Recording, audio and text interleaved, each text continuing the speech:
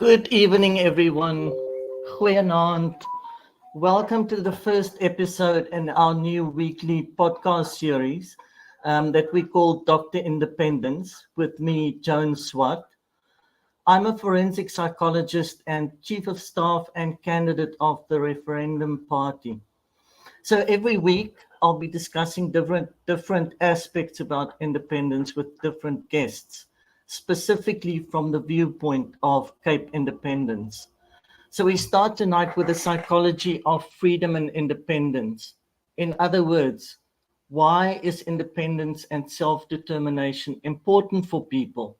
How do they better express their values, purpose, hopes, and dreams when they can control their own fate? So I will be allowing time for questions from the audience at the end. So as we go along, please put them into the comments area. You are also welcome to say hi to us in the chat or in the comments. Tell us where you're from. Tell us your interest or what you think the value of Cape Independence is. We'd be interested to read all your comments.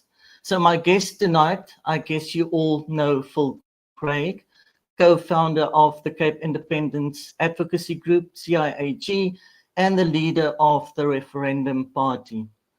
So Phil, before we delve into the reasons self-determination has become part of the international discourse, can you please tell us the objectives of the Referendum Party and why it was formed to enable these rights? Thanks, Joan. Look, first of all, thank you so much for stepping up and doing that and doing this show. And for many people, I think who don't know you, this probably is a little out of your comfort zone, and it's great that you're going to take this on as the show and lead this with your particularly unique and talented perspective. So thank you, and then thank you for everybody that's joining us. It's great, and obviously what we want to try now do is establish these different viewpoints around Cape independence and try to bring different perspectives.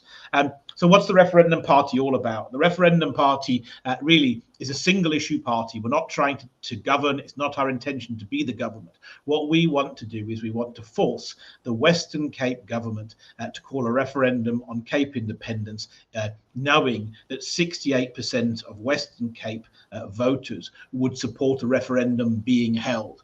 And ultimately, why are we doing that? Well, effectively, I think we've said our policy positions as our position as the Referendum Party really can be summed up in three things. Number one, we believe that the best future for the Western Cape people is through independence and for them being in control of their own destiny and being able to make decisions for themselves. Number two, it's not our intention to remove the DA-led Western Cape government. For now, we'd rather keep the DA in power in the Western Cape and the ANC out. So we promised that we will vote with the DA and against the ANC, so that people who are nervous about voting for Cape independence in the fear that it might allow the ANC back into the back door can relax and know that it's a safe vote. But having said that, and our third position is that we absolutely have to make then that DA-led Western Cape government call a referendum on Cape independence and allow the people of the Western Cape to make this decision for themselves. And of course, for the DA to honour the promise that they made in 2021 before the last elections, that they would allow the people of the Western Cape to make this decision for themselves. Fantastic. So let's look a little bit more about self-determination. At its core, the whole point of self-determination is about the locus of control that people feel or believe they have. So locus of control is a concept in psychology that deals with how much people believe they have control over their life, over the events, the situations, and their experiences. So in other words, simply put, it's about whether you feel that you are the one making things happen in your life, which we refer to as an internal locus of control, or if you think that external factors and forces beyond your control dictate the events that you're exposed to and the outcomes that happen to you, which we call the external locus of control. So in this context, in the context of Cape independence, I think it's important to understand that in the Western Cape, we as a people do not control important aspects of our lives and future. And examples of these are economic policy, law and order, taxation and spending, and immigration. So, Phil, my second question is, how can Cape independence change all of this? No, well, look, fantastic, and it's wonderful to hear your perspective from somebody who isn't a psychologist, and therefore, like perhaps many people are listening, these are words that I'm hearing for the first time, but I instantly recognise the sentiment. Are we, and for me, who's perhaps brings this through a lens of having looked at the law quite intensely over the last few years. Are we in control of our own destiny, or is somebody else in control of our own destiny? And I think from the Western Cape, it's a critical question. And I think all people, we know from the law, and one of the key aspects of international law, and in fact human rights, is considered an absolute human right now, that all people have the right of self-determination. All people are entitled to be in control of their own destiny. And of course, the issue of the Western Cape is we absolutely are not in control of our own destiny. We know this isn't a point of subjective comment. It isn't a point of dispute. We actually can look at election results. We've got hard empirical data that absolutely demonstrates that the Western Cape people, the majority of us, have never once voted for the DA. We constantly never once voted for the ANC, my apologies. So we habitually vote for one government, and we always get another. So we absolutely aren't in control of our own destiny. We didn't elect the national government that's making all of the key decisions about our lives, and statistically, we can't remove them either. And that's that frustration, and using your language, that is, we don't have that internal locus of control. There's this external locus, and people are making our decisions for us. And of course, they're making terrible decisions, and we can see the consequences in all of the economic data and how people's lives are being impacted, whether they're feeling they have to emigrate, whether their children are going overseas, whether they live in poverty, whether their savings are being wiped out, whether they're struggling at the end of the month to make ends meet, or whether they're living in a shack and haven't got employment. So absolutely, that is the essence of Cape independence. We've got to be able to take control, get away from this national government that's been so disastrous, and that we, of course, have never wanted to be governed by, but have been governed by for 50 years regardless. Thanks. Yes. Another interesting thing about locus of control, of course, we can't always control 100% of where we are, but we can actually do a lot to help influence our outcome, even by preparation, by training, influencing the position that we're in, so that we move towards being more independent, determining our future a bit better. So I read a very interesting book. The title is Step from Freedom, by a German social psychologist, Erich Fromm. So in his book, he explains that the need for self-preservation compels people and communities. But he says, and it's together by power and domination. And that's the thing that I personally see a lot in South Africa. And I think we are in the Western Cape, we sort of underneath all of this domination. We've seen this play out, of course, in most wars, in autocratic systems, and so on. But I believe there are alternative and more effective ways to pursue self-preservation, to rely on power and domination. And these other options actually enhance cooperation, respect, and mutual support, which is in fact much more sustainable and lead to more positive outcomes for both individuals and communities. So on this topic, my question is that the drive for self-determination seems to be often associated with provoking violence and civil war. So is this really the case? No, absolutely not. And again, your framing of it as preservation is absolutely the reality. And I think one of the things that always, and I think one of the things that's always struck me, one of the things that I've read quite a lot, is there are two very key reports made to the United Nations. So for people who kind of have followed the development of international law, they'll realise that it's changing, and it's changing quite rapidly. You in international law, effectively, you've got a conflict between two principles: the principle of territorial integrity, that South Africa has a right to remain as South Africa and to have its own borders and effectively, let's say, stop the Western Cape leaving. And on the other hand, you have the people of the Western Cape have a right to self-determination, have a right to make decisions for themselves, including to leave South Africa. And over the last 100 years, these concepts have started to change. So if we go back to the early 20th century, then territorial integrity was effectively sacrosanct, and the right to self-determination was very much a secondary issue. But actually, 100 years later or 120 years later, that's all changed, and self-determination now has become much the dominant of those rights. Clearly, there are times where both still apply,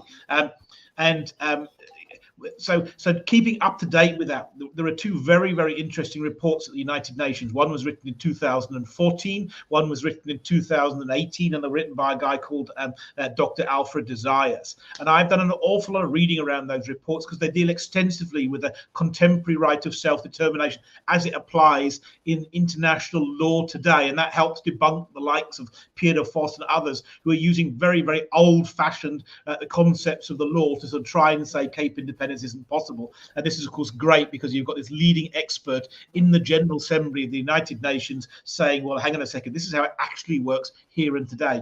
And in one of those reports, I think it was the 2014 one, he specifically discusses this issue, the issue you're talking about now, which is what causes violence around the world.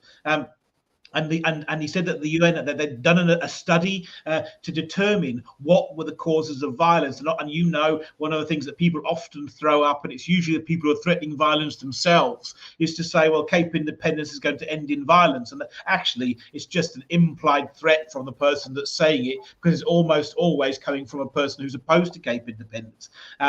But actually, what the United Nations have said is, well, that's not the case. If you actually look at world history, exactly the opposite is the case, and that almost, I think that the report specifically says that almost all violence around the world after 1946 was as a result of the denial of self-determination. And if we think about it, it makes sense. Here we are now in the Western Cape, and we're fighting to take control of our own destiny.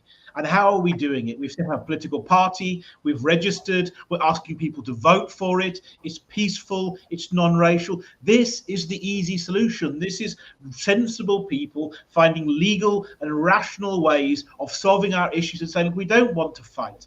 We don't want to have violence.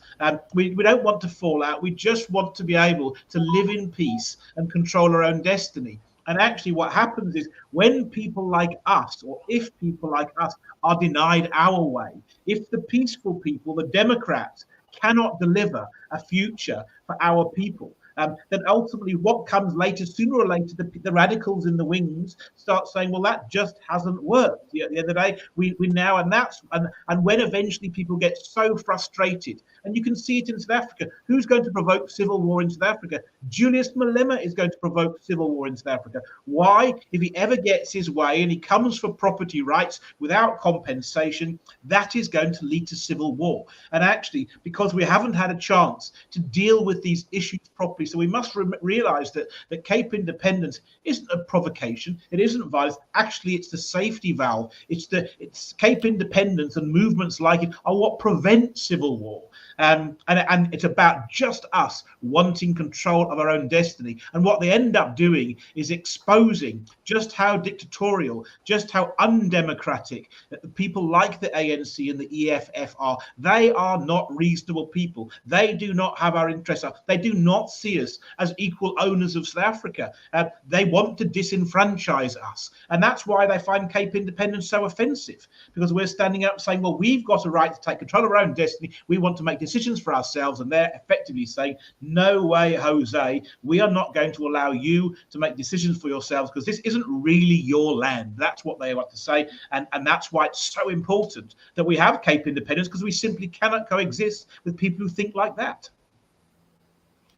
So what do you think the conditions in South Africa are at the moment? And if they change, if the conditions somewhat change, what can actually move us closer to a violent situation?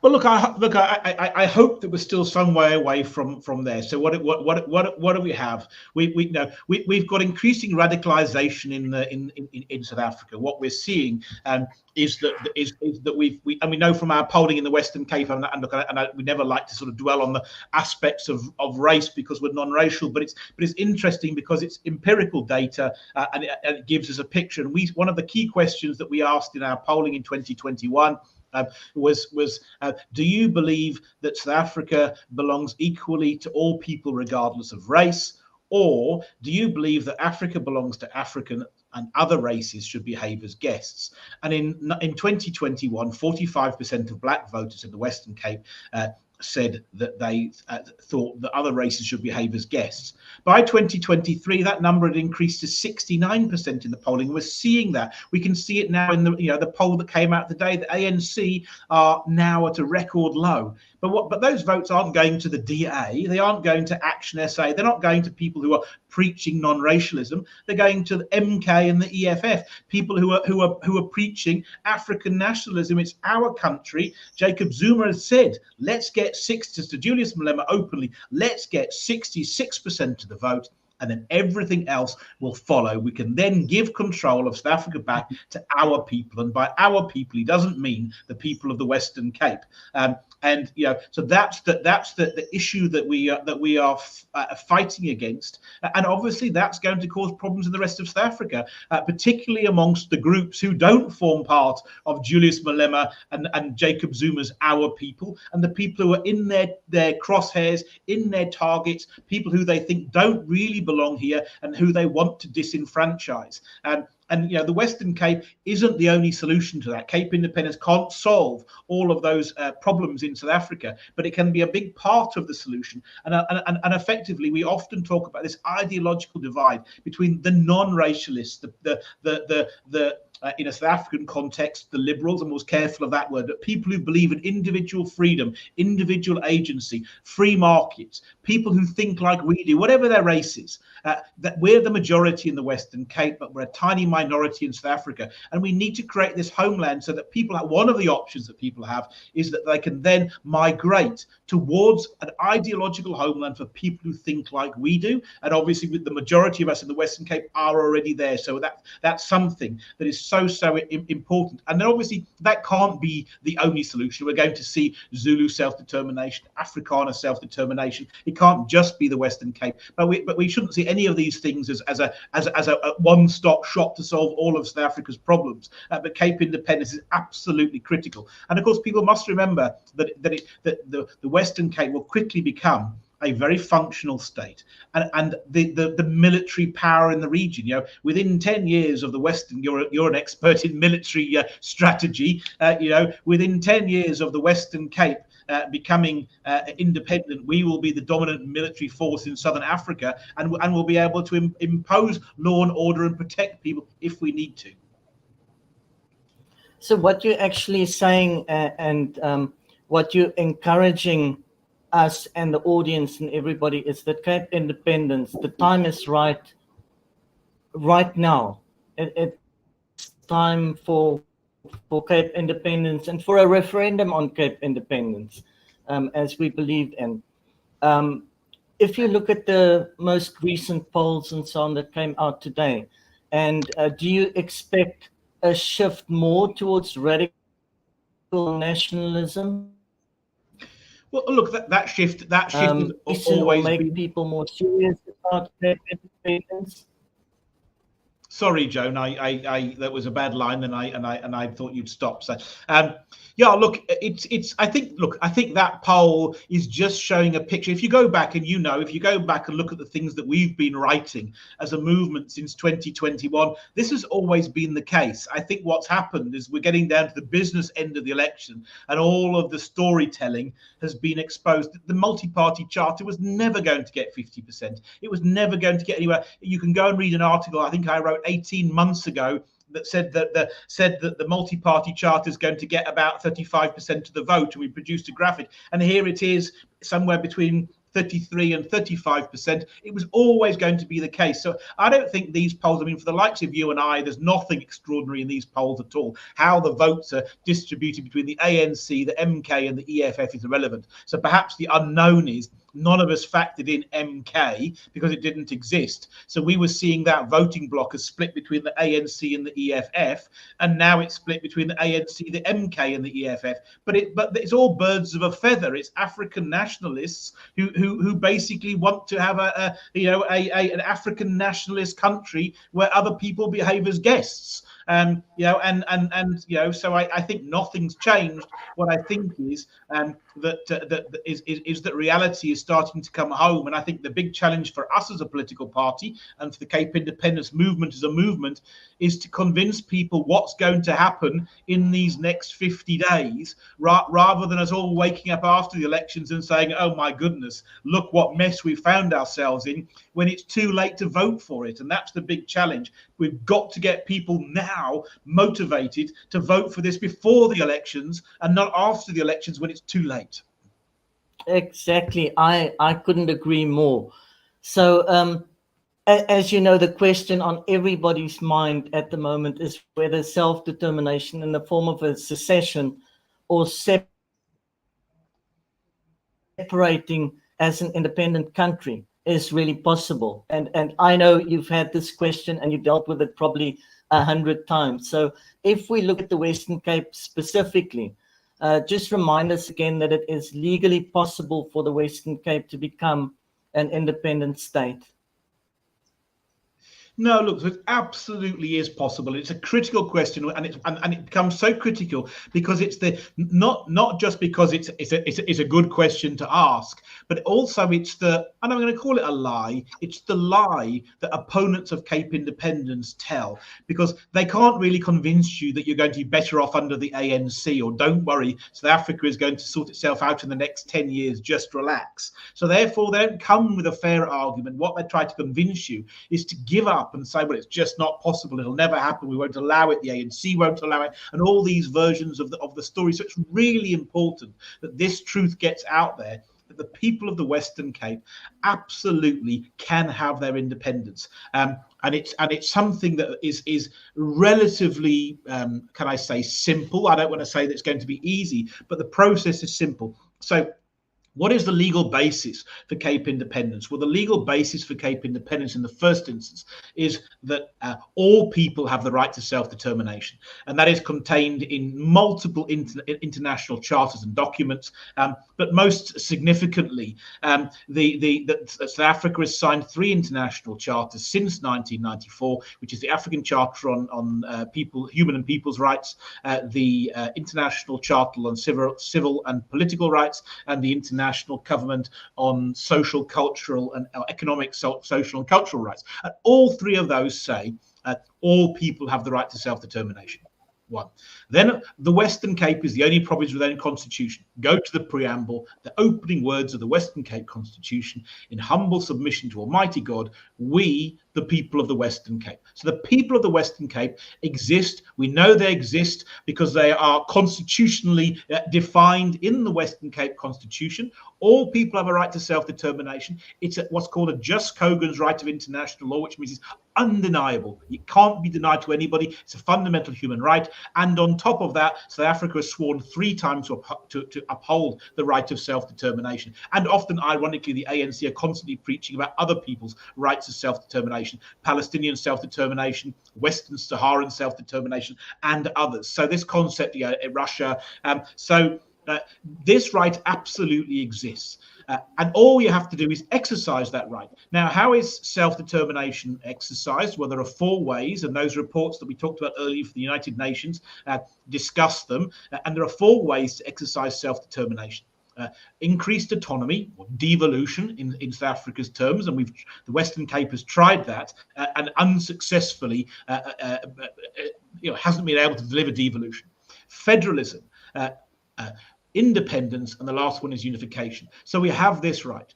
Then those reports again at the United Nations, and that's why they're so critical. They come along and they say, well, how do you, if you want independence, how do you determine that the people want that? And they say, well, of course, it's in an independence referendum. And again, independence referendums are far more commonplace than anybody would have you believe. So in the last 50 years, there's been 81 independence referendums around the world. And then once the Western Cape people have voted in a referendum that they want to have their independence, then we have these key judgments from around the world, one in Quebec, the Supreme Court of Canada, the other one in the UK, the Supreme Court of the UK, which both have considered this question. Well, what happens if somebody votes to leave in an independence referendum, and the outcome is that you simply cannot deny the people their democratic will? In a democracy, if you have a referendum and they say they want to leave, then they can leave. Now, obviously, the negotiation process after that is quite complicated. Because there has to be some discussion between the Western Cape government and the South African government, because we have to have a fair settlement. But any notion that this isn't possible or is illegal is completely nonsensical. It absolutely has this really strong legal basis in international law, which is also law in South Africa. So those 3 charters, when South Africa signed and ratified those 3 charters, let's be clear, they became the law of South Africa. Self-determination is not some abstract concept. And people who say Section 235, which is the section on self-determination, limits the right of the Western Cape, people are talking nonsense. Section 235, I don't think, is the critical clause for Cape independence. I don't think Section 235 does deal with Cape independence, because it talks about cultural and linguistic self-determination. It was written in the context of Afrikaner self-determination, and if the Afrikaners want to claim self-determination, and they should, then they should use Section 235 to do it. But for the Western Cape, that's not our clause. Our clause lies in those international charters, which are law in South Africa, because they don't make any preconditions about language or culture or how it's supposed to be enacted in accordance with national legislation. They simply say we have a right to self-determination, which is undeniable and unquestionable. So, Phil, the first step, obviously, is to get a referendum. So what are the hurdles at the moment to getting a referendum, which is what the majority of people from the Western Cape actually want?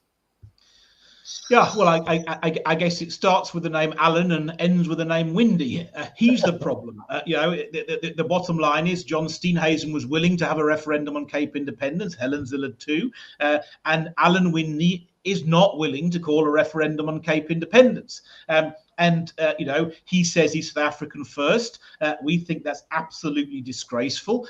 He is the Premier of the Western Cape. We couldn't care less how he views himself. But when he took the role of Premier of the Western Cape and stood up in the Western Cape Parliament and swore an oath to act in the best interest of the Western Cape people, he should honour that. And if he wants to act in the best interest of the South African people, he should go to the National Parliament and do that there. But for as long as he's the Western Cape Premier, he should put us first. And actually, when the Constitution was written and that said that provincial premiers had the right to call a referendum, it wasn't put in the Constitution so that Alan Windy could exercise his personal politics. It was put in there so that the Western Cape people collectively had, through their elected representatives, an opportunity to hold provincial referendums for exactly this situation. So the issue is that Alan Windy must call that. Now, we should be able to put pressure on him. We should have been able to negotiate this. In fact, we did negotiate it. The DA broke their word. And now here we are. And that's exactly why we formed the Referendum Party. We're not trying to remove the DA from power. What we're trying to do is get the balance of power. We'll keep them in power, but we want to force them to call a referendum on Cape independence and give 3.2 million Western Cape voters the decision about their future, and to not insult our intelligence by leaving it for one man, Alan Winde, to say, I am not going to give it. And what's the biggest motivation for us?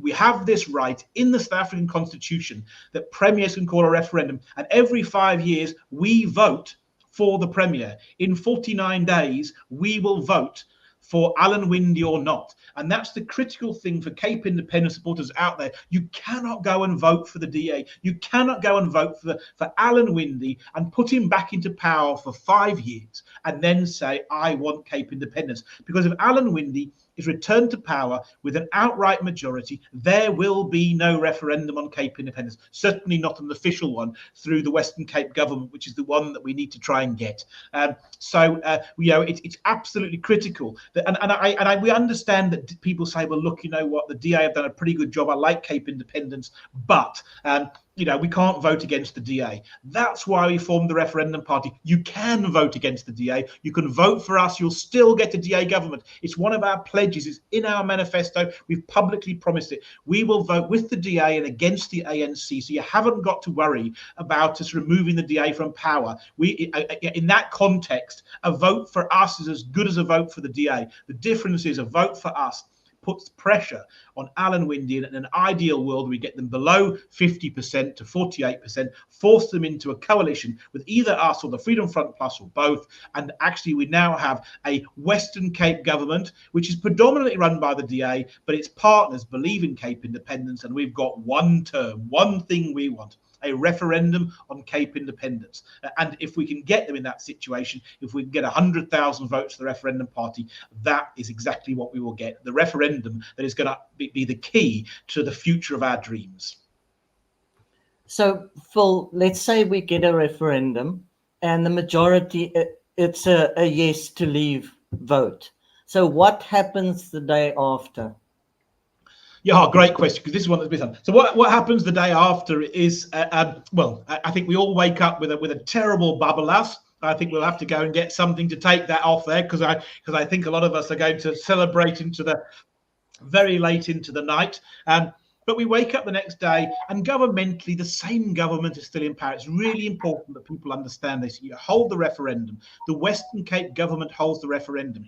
What we've done in that referendum is mandate our government. We've instructed our government to pursue Cape Independence. But the next day, it's still the same government. So if the DA are in charge the day before the referendum, then the DA are in charge the day after the referendum. There isn't going to be any new government. There isn't going to be any magical period. Now that's where the negotiation starts, and the best way to look at that is to look at the Brexit situation. I think that's one, because it's modern, it's happened recently, and it's a perfect way for people to see how it actually works in the real world. So what happened? The UK voted to leave Brexit. It woke up the next day having voted to leave, but it was still part of the European Union. Everything still applied the day after. Yeah, all that happened is that the people had said, we want to leave. And in that situation, the UK government now had to set about a very complex set of negotiations with the European Union to say, well, how do we untangle our relationship so that we can both go our separate ways and everything stays functional between us? And exactly the same thing will happen in the Western Cape. The Western Cape government will now, okay, we're going to leave. We now need to sit down with the South African national government, and we now to start working at how we're going to untangle our lives. If you like, it's a divorce settlement. We're going to sit down, work out how this all works out, and on a certain date in time, that partition is going to take place. And those negotiations shouldn't be something that everybody feels negative about. Those, I'm super excited about those negotiations. Those are the negotiations where we make Cape Independence a success, because the notion that we can just basically put two fingers up to South Africa, walk away, and then and think that that's not going to have problems is just unrealistic. We actually sit down in a room. We say, well, what are the issues? How do we deal with these issues? How do we find a win-win for everybody? How do we deal with the border issue? How do we deal with the taxation issue? How do we deal with the electricity issue? How do we deal with the currency issue? How are we going to deal with cross-border trade? And we're going to find solutions with trade-offs. which give us a really good solution and allow us to all say, right, okay, on this date now, we are going to partition, we're going to become separate countries, and now we're going to be neighbours. And so that process took 3 years in Brexit, and I think that's a realistic expectation for now. So let's imagine the referendum takes place in 2025, then you probably expect Cape independence to take place in about 2028. And after that, I have to say, then once we've had partition, that's then where you'll have this, government of national unity, the initial unit, which will be a very, very short-held government, whereafter you'll hold the first elections, and the Western Cape people will then vote the government that they want in for the first time ever since 1994. Well, first time ever, in fact, because before 1994, the people of the Western Cape weren't voting for the government. If you were white, you got to vote for the government. If you're of any other race, then you didn't, or you did with restrictions. So actually, after that, for the first time ever, the people of the Western Cape will be able to vote for the government they want, whatever race they happen to be. So before we go to questions from the audience, just one brief question. So what do the people of the Western Cape that want a better today and tomorrow for themselves and their families and children, what do they have to do to achieve more control, or this form of control? Oh, well, what a beautiful question. Thank you for setting that one up.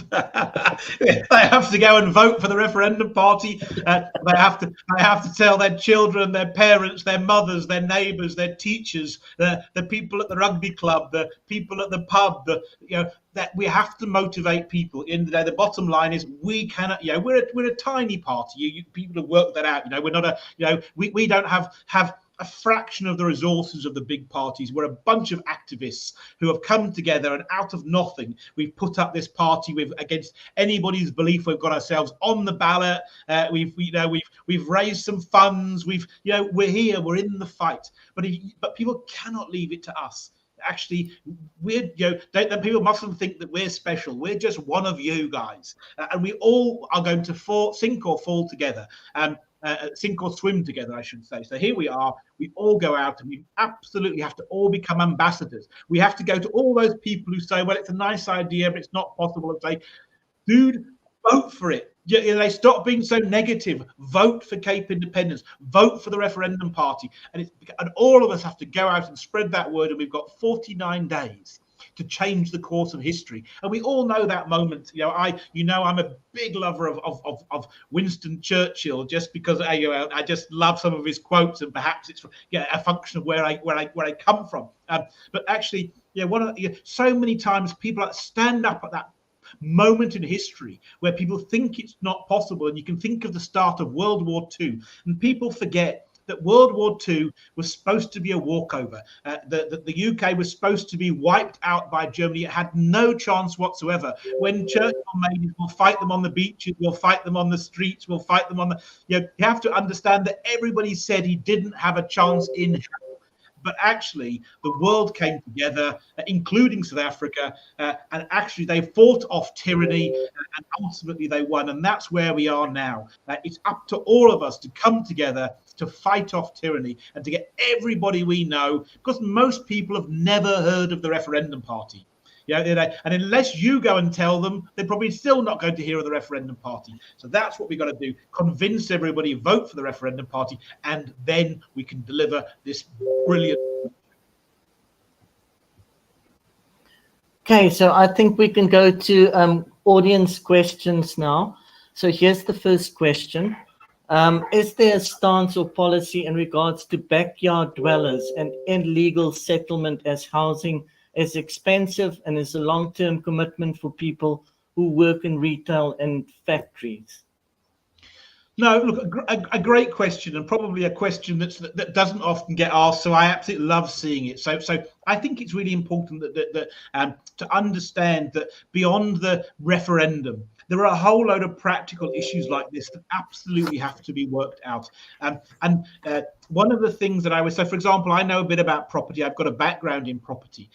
So we need a government that is going to be, we don't need a hard-assed government. We need a government that's going to be compassionate, a government that basically is going to be servants of the people rather than people that's feeding off them. And actually, we've got we've got some terrible conditions in the Western Cape, and we have to create a magnificent future for everybody. Now, one of the great opportunities around property in the Western Cape is in this what can I call it, low cost housing market. And the biggest problem that we have and I know this because I've spoken to the chairperson of the Property Developers Association of the Western Cape, and specifically in the context, ironically, of developments within Khayelitsha.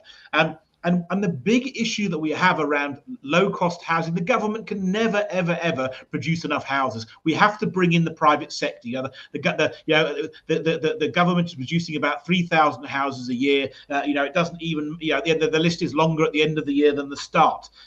We have to bring in the private sector, the issue is around the law. And one of the biggest issues is that people who don't pay can't be removed from property. The law makes it impossible. Now, the consequence of that may feel like a great system, and hang on a second, that means that we protect people, and that's a very caring system.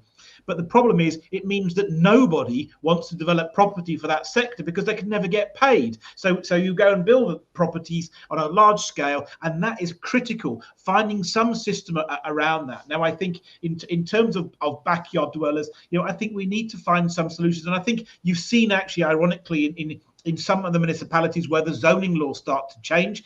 One of the key zoning laws in Drakenstein, where our office is based, is they now allow 3 properties on 1 plot, where that was never the case before, and you don't need consent. And that's a great way of having urban infill, and we'll deal, for example, this issue. So I think what we've got to get away from unregulated illegal housing on a mass scale, because actually every time somebody puts up an illegal house, somebody else suffers. But actually we also have to be realistic, and actually there are human beings in these houses, and we need to find some way of formalizing the system over 10 or 15 years. And I think there are some very, very good plans. That's a mixture in terms of formalizing what's already happened, but also then creating opportunities, because the private sector is awash with money, cannot wait to build houses. 1 million people needing houses smells of opportunity for any property developer. We just have to create the infrastructure around that, the legislative infrastructure that means that people want to do it.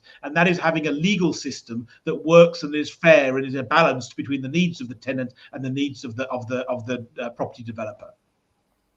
Yeah, of course, if you develop a robust and growing economy, then and unemployment goes down, that'll help tremendously as well, because you'll shift the supply-demand balance.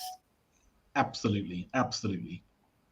So next question from Leela. Hi, please explain why RP is targeting DA voters specifically.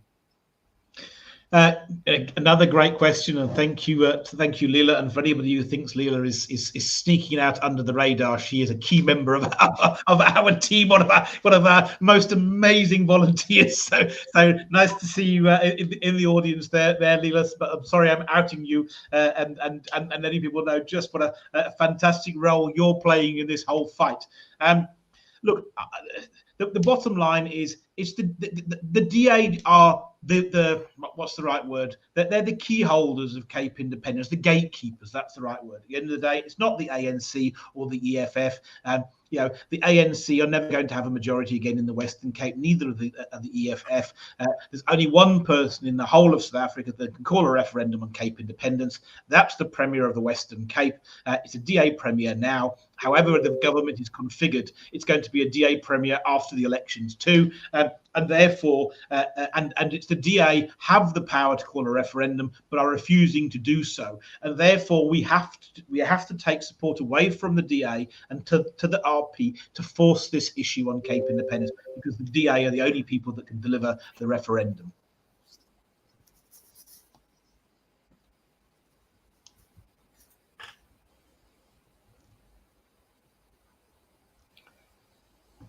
The first question here is, if we do get independence, who will supply our electricity for the Cape, as we will be cut off from the national government electricity grid due to our independence? And then similar questions about the national police, military.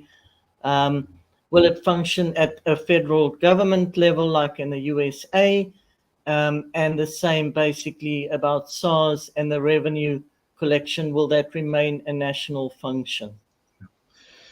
Yeah, so look, so first of all, look, thank you, and some good questions there. So first of all, the key thing about Cape Independence is a national function won't mean what a national function does now. Right now, a national function means the ANC in Pretoria make the decision. In Cape Independence, a national function will mean that the government of the Western Cape in Cape Town makes that decision. So that solves an awful lot of those problems.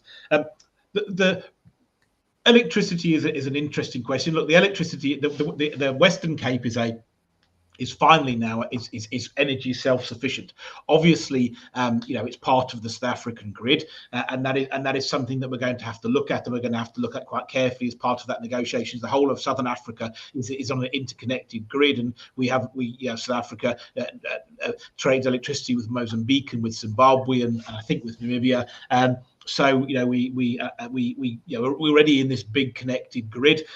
I think it's unlikely in the short instances that the Western Cape is going to disconnect from that grid. I think probably it's unlikely in the long distance. I think what's more likely is that as South Africa finds it harder and harder to make electricity, and the Western Cape becomes more and more and more, I think you're going to find that South Africa is going to become one of our biggest customers for electricity, and we end up making money out of them.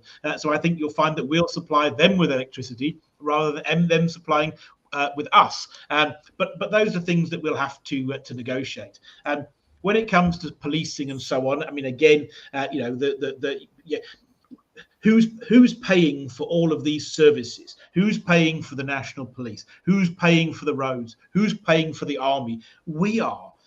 So often people forget that somehow, sort of get lulled into this ANC story. Even those that are opposed to it start thinking, well, somehow the national government is paying these things. But bear in mind, the national government doesn't have any money of its own whatsoever. It doesn't have a money tree. All it has is taxpayers.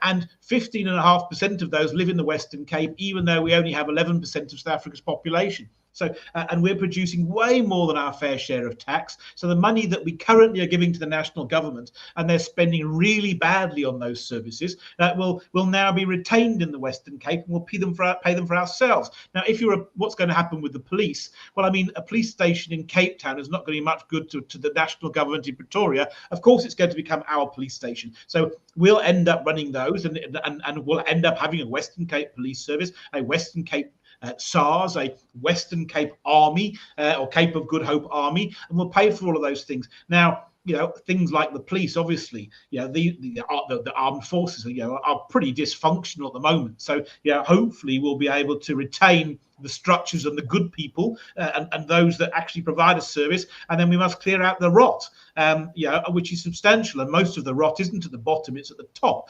We know, for example, that from the Western Cape High Court, that the management of SAPS in the Western Cape is corrupt. Well, they all must go, and we must get in proper police officers that are honest, and they must then professionalise the service, and then we must end up just working out which officers are capable of doing the job, and then we create a proper police service in the Western Cape. The same with the army. So people shouldn't get too worried about that.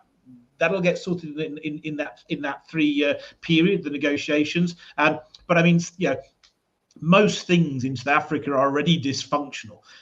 So the notion that we need to sort of, well, how are we going to cope without South Africa is a sort of a slightly false dichotomy. We're doomed if we rely on South Africa, whether we're in an independent Western Cape or not.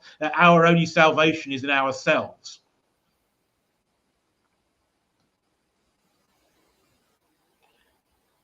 This question is about the polls done by Victory Research, saying that there's conflicts of interest and data being unreliable. So please comment on this press council ruling.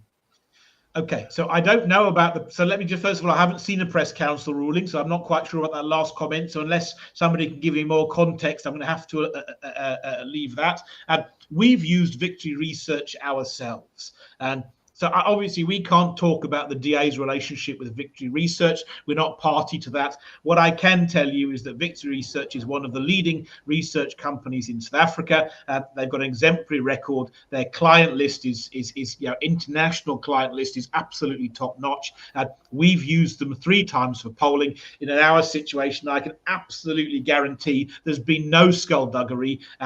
They've been completely professionally, incredibly so, and none of our polls were in any way biased. We sit waiting eagerly, waiting for the results. Those that have been around in the CIAG, when we're waiting for them at the end of the day, for those few days whilst we wait for the polling results, we're absolutely on the edge of our seats, wondering what is in store. The notion that somehow we've rigged them or Victory's rigged is a laughable notion. That's not the case. So I can't say what's the relationship with the DA and Victory Research, but I would be absolutely astounded if those polling was anything else other than accurate and professionally done. Just a comment here from Selma. So she's saying if a small country like Botswana can flourish, we can definitely do it in the Western Cape. And we can and we will. And those are very wise words. And the Western Cape's actually, if you look at worldwide country sizes, we're actually pretty much on the average or medium kind of size in the EU, for instance. Yeah, and our economy, interesting enough, and it's good you bring up Botswana, the Western Cape economy now, and bear in mind that the ANC is in charge of economic policy, and we're having to labour under BEE and affirmative action and endless business regulations that are ridiculous. But even now, the Western Cape economy is roughly equivalent in size to Namibia plus Botswana plus Zimbabwe combined. So anybody who says that the Western Cape is not economically viable is talking absolute nonsense. And I often refer them to a tweet made by economist Russell Lamberti, who tweeted out a couple of years ago, there may be many obstacles to Cape independence, but economic viability certainly isn't one of them.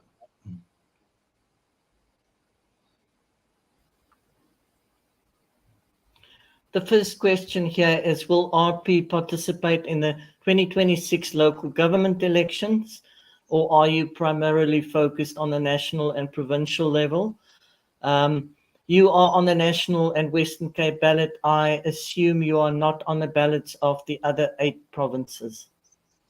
So let's do the second one first, because that's the easy one. That's absolutely right. So there's 3 ballots this year. Interesting enough, for the first time, there is the provincial ballot, and we're only on the Western Cape. There's a regional ballot, which is by province too, and we're only on the Western Cape. And then we're on the national ballot. So if you're in the Western Cape, you can vote for the Referendum Party all 3 times, and please do. If you're based outside of the Western Cape, you'll be only able to vote for us on the national ballot. But it's really important. Those votes outside of the Western Cape are really critical. One, they're really critical at helping us get the mass that we need to get a seat in the national parliament, or 2 seats, because we need more votes to get into the national parliament and the provincial parliament. But also, it's a really powerful message to send to people that there is. We've often said this to the DA. For example, one of their arguments against Cape independence is 70% of our voters live outside of the Western Cape, and we often say to them, listen, most of your voters, or many of your voters outside are very keen on Cape independence, and I would love to see a whole lot of votes coming from Gauteng and KZN specifically, from people who are saying, well, listen, we're fully behind Cape independence, because that's where we see our future, either because we're going to go and live there, because that's our ideological values, or we recognize that we're going to stay here, but we're going to be fundamentally better off here if there's an independent Western Cape. And that's the kind of the Israel for the Jews type scenario, that actually, hang on a second, you've got this state of people based around a set of values, and if you share those values, even if you don't live in the state, there's a definite benefit to you of having a country next door who shares your values and has an affinity with you.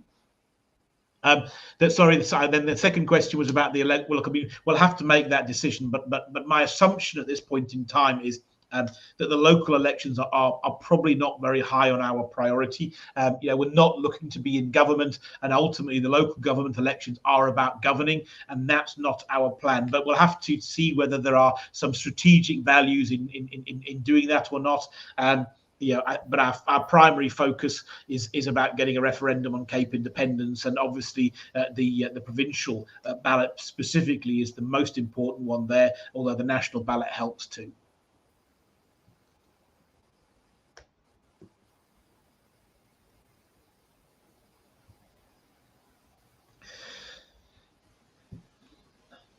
Okay, I'm not if we lost Joan, so I can see the question. What happens if? I'll just read the question. Sorry. What happens after the DA and ANC form a government?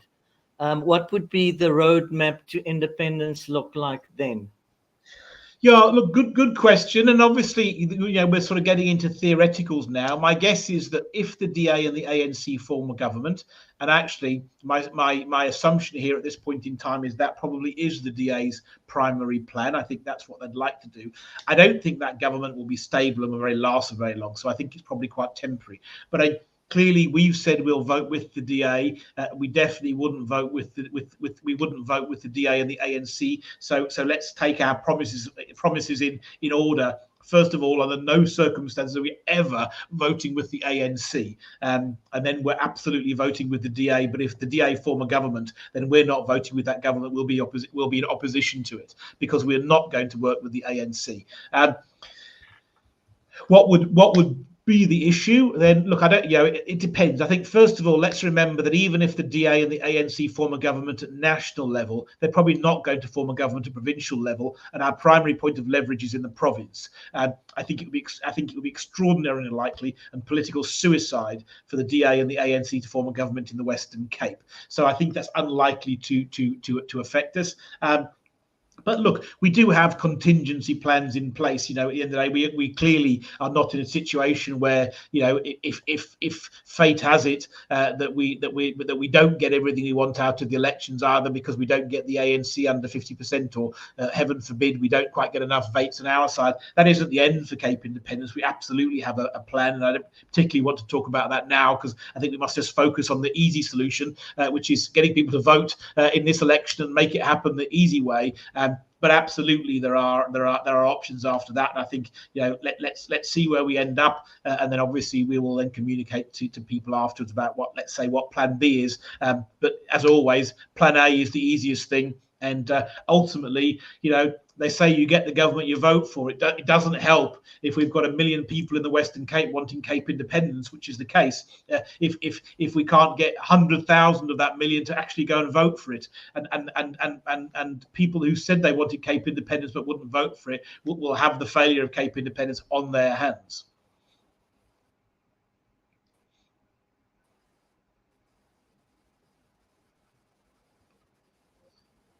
What is the main reason for the DA backing away from Cape independence? Yeah, a difficult one here. So you're asking me to speculate here because obviously I wasn't party to the thinking behind there. Look, I think a change of circumstances. So I think if we have to look and say what was the circumstances that we secured that promise. Musi Maimane led the DA in a bad direction. They had a terrible outcome in 2019. Maimane lost his job, and the DA had seen an electoral decline for the first time. You had Steenhuisen came to power, Helen Zille came back from retirement, and they set about rescuing the DA, and they had to turn that ship around from a party that was going backwards to a party that was going forward. And at that point, the Cape independence lobby was absolutely dominant. We were rampant, and certainly the CIAG, the organisation that I co-founded and that's behind the Referendum Party, played a very, very key role in that, and we led the negotiations with the DA. And what was happening is the DA were going into the 2021 elections. They were really in fear of what the Cape independence lobby could do to them, and they absolutely couldn't afford a bad result in the 2021 elections. Now what happened? A number of things happened that changed that landscape. One is, and you know, I'm gonna name it because people know it happened. You know, two of the Cape independence organisations turned on each other a month before the election and fought it out in court, and that was an absolute disaster that shot Cape independence in the foot. Look, hopefully we've learned our lessons from that. Yeah, we were a spectator there, and that hasn't happened this time. And going into the elections, and in fact, I think we've all learned our lessons from there. And the Cape independence movements are all cooperating into this election. So that's a critical. That was one part of the equation. And then all of a sudden, the ANC fell below 50% for the first time in those elections. So people then started to look at that and say, well, hold on a second. And people hadn't thought it through. Yeah, suddenly there was almost an excitement, a euphoria that actually South Africa's saved. They never really realised that the ANC below 50% wasn't really going to change anything. So all of a sudden, after those 2021 elections, the DA had done really well. Steenhuisen and Zille had now secured their position as the sort of the rebuilders of the DA. Cape Independence had done okay in those elections. The Freedom Front Plus did well on the back of Cape Independence. The Cape Independence Party did okay, but it wasn't an outstanding result, and I think that changed all of the dynamics. And politics is all about pressure. So what happened is the DA suddenly were no longer under pressure on Cape Independence, and as soon as the pressure was off, as soon as we didn't have our foot on their throat, then when the cat is away, the mice play. And it's taken us a while to get back to that, but here we are now. We're going into 2024. The independence parties are all working together. We're about to finalise an accord between the Cape Exit, the Freedom Front Plus, and the Referendum Party. And now we've got a chance to do it properly, and this is the critical election. But that's the honest answer is the pressure was relieved on the DA, and as soon as the pressure was off, then they were reneged on their word, and we absolutely have to learn from that and make sure that we put the pressure on twice as heavy this time, and we're relentless, and we'd never take our foot back off the throat until we've got the referendum.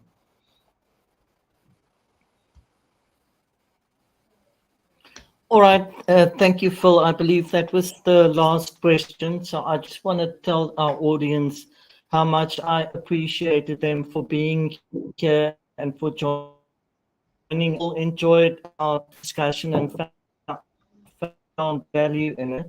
And please join me next week. I'll have one or two other guests, and we'll send out a topic in due course. So thank you very much, Phil, for all your wisdom. Thank you, Joan, and also thank you to everybody that's joined us. And let's do this. Let's get Cape Independence done. Absolutely.